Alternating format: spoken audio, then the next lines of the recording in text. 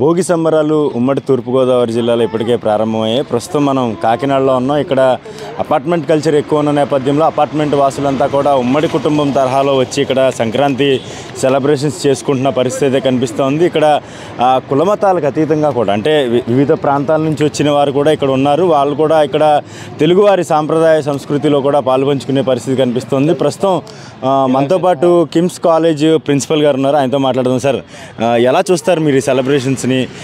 మీ ప్రాంతంలో కూడా ఎలా చేసుకుంటూ ఉంటారు? ఎలా ఉంటాయి మొత్తంగా? ముందుగా అందరికీ భోగి పండుగ శుభాకాంక్షలు.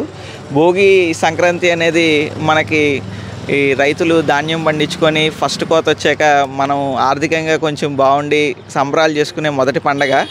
ఈ సంవత్సరం అందరికీ బాగుండాలని, అలాగే సుశ్యామలంగా ఉండాలని మనం ఈ భోగి మంటతో కొత్త సంవత్సరం ఆనందంగా స్టార్ట్ చేయాలని, అందరికీ బాగుండాలని కోరుకుంటున్నాను. మీరు చెప్పండి, ఎలా ఉంటాయి మీ ప్రాంతంలో? ఇక్కడ ఎలా ఉంది? हिंदी देखना बोलिए बोलिए। हाँ, जैसे आंध्रा में रह रहे हैं हम, तो जैसे सब जगह मनाते हैं, जैसे त्यौहार है, ये एक उत्सव है। और जिस तरह हम राजस्थान से हैं और अभी यहाँ 40 साल से रह रहे हैं, तो यहाँ के त्यौहार मना रहे हैं जैसे। సార్, మీరు చెప్పండి, ఎట్లాగా చేసుకుంటూ ఉంటారు ప్రతి సంవత్సరం? సుమారుగా 12 ఏళ్ళ మటుకు కూడా మేము ఇక్కడ వేస్తూ ఉంటాం. ఏం చేసినా కూడా మానస ఓపేరా ఏ అండ్ బ్లాక్ కలిపి చేసుకుంటూ ఉంటాం. చాలా సంతోషంగా చేసుకుంటూ ఉంటే ఈ సంవత్సరం కొంచెం తగ్గింది, అందులో వేరు వేరు ప్రాంతాలకు వెళ్ళిపోవడం వల్ల.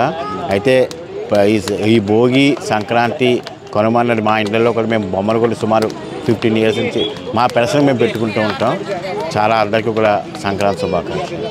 Thank you. ఇక్కడ ఇంకా చాలా కుటుంబాలు ఉన్నాయి. ఇక్కడ కేవలం ఉమ్మడి కుటుంబాల్లో నిర్వహించుకునే తరహాలో కూడా ఇక్కడ అపార్ట్మెంట్ కల్చర్లో కూడా అంతా అపార్ట్మెంట్ వాసులంతా కూడా కలిసి ఈ పండుగ నిర్వహించుకున్నారు. మనతో అపోలో హాస్పిటల్ అడ్మినిస్ట్రేటర్ రమణ గారు ఉన్నారు. సార్, ఎట్లా చేసుకుంటూ ఉంటారు ప్రతి సంవత్సరం? ఈ సంవత్సరం ఎట్లాగా ప్లాన్ చేసుకున్నారు పండుగ? ప్రతి సంవత్సరం ఇది ఇట్లా చేస్తూ ఉండి అంటే పిల్లలకి ఈ సాంప్రదాయాలు తెలియజేసే ఉద్దేశంలో ఈ భోగి అనేది మేము ఇక్కడ చేస్తున్నాము. ముఖ్యంగా భోగి అంటే మనం అఫ్కోర్స్ రైతులకు సంబంధించిన ఫెస్టివల్ ఇది.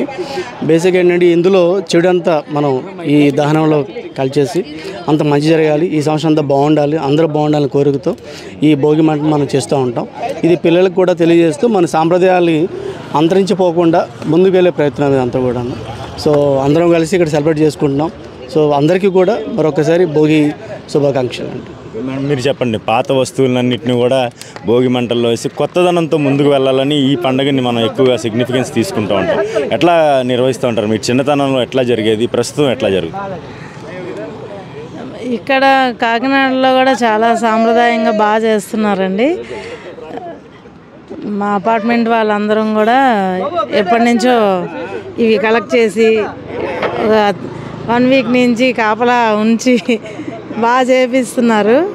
పిల్లలందరికీ తెలియాలని, ముఖ్యంగా పిల్లలు ముందు అసలు భోగి అంటే ఏంటి, పండగలు ఏంటి, వాళ్ళందరూ చదువు బిజీలో ఉండిపోతున్నారు.